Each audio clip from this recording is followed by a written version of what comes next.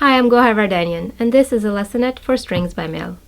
In this Lessonette, I'm going to talk about the left-hand thumb, which is probably the finger that gets the least amount of attention, but it's extremely important to know how to use it to facilitate playing with our left hand. Number one thing that you have to remember is that in classical guitar, the left-hand thumb remains behind the fretboard.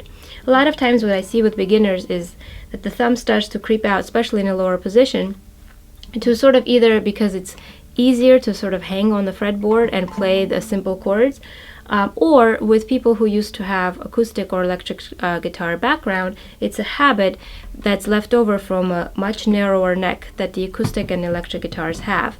On those guitars, the thumb can actually be part of the fingering of a chord and play the bass notes. In classical guitar, because our fretboard is so much wider, there is no way we can use our thumb usefully, and what it does is actually hinders our other fingers from having their full range of motion and being able to play clean. So what happens is on simple chords, we end up playing like that, and then anything that's a little bit more difficult, we end up having to switch so that we can accommodate the harder chord. A good start is just to keep the thumb in the middle of the fretboard so you don't have to constantly change positions from easy to hard to make it happen. A good test for you is play a simple bar chord and see where your thumb falls. Chances are if you play a bar chord, there's no way your thumb is going to show because you won't be able to play the bar chord that way. So that's a good test as to where to keep your thumb.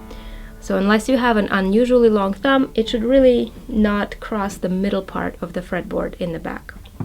The next thing is to make sure that your thumb is pretty relaxed and that you're using the bigger muscle to press with. So in the back of the fretboard, your thumb should never really do this, which means you don't want to bend your thumb at the tip joint here and then lock the other joint as you're pressing. That could actually eventually hurt your hand. So make sure your thumb is relaxed and you're pressing against the fretboard with the other side of the inside of the tip joint here. So you end up pressing right there and you end up using the bigger muscle, so this muscle, to press rather than just putting all of the pressure at the tip. Where you put the thumb depends on the chord. It's okay if it's in the middle and straight. It's also okay if it's down here depending on the chord that you're playing. So there is a variety of space where your thumb might go depending on the chord that you're playing. Don't be afraid to experiment. Make sure that the location actually helps the chord that you're playing. So it's not one fixed position that you're supposed to keep.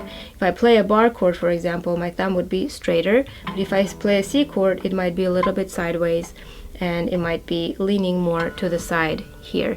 It never really ends up leaning out this way. That would be highly unlikely. So it either ends up being on this side or right behind it. And the third thing you should think about is its location in relationship to the other fingers. So usually when we relax our hand, our thumb ends up being either right outside of the index finger or right behind it, sometimes between 1 and 2. And that's where it is when we're playing. Depending on the chord that you play, you might find your thumb being right behind the index finger. You might, if you're playing something stretchier, you might find it that it's between 1 and 2.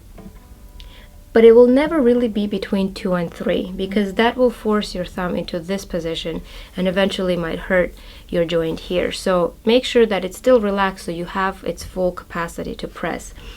When you're playing these chords and your thumb is between 1 and 2, it helps this part of the hand, but then the rest of the hand's muscle from the ring finger and the small finger, that's developed independently so you can control that part of the hand without needing the thumb behind it to help.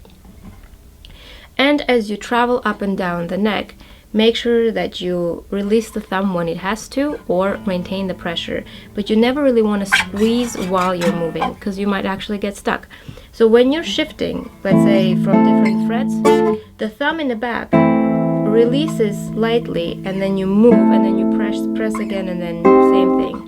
So you don't want to maintain pressure as you move because it might squeak, it might get stuck. This is important especially when you're going back because this is almost like moving against the grain. So if you're playing something higher up, if you're going to move back, it's important to release the thumb, and even though you're going to touch the fretboard as you move back, you're going to touch it very lightly. So the pressure that you had is actually not there anymore. And lastly, when you get above the 12th fret, and there's a separate video on that, But don't be afraid to move your thumb down. You can't leave your thumb behind the heel here as you move above the 12th fret. So make sure your thumb follows, and sometimes that means that you're going to go right underneath here in order to be able to reach the higher notes over here. So you can watch the video on playing above the 12th fret in more detail, but it is something flexible, so there isn't one fixed position for the thumb, and each chord will have its comfortable location for the thumb to make it easier to press.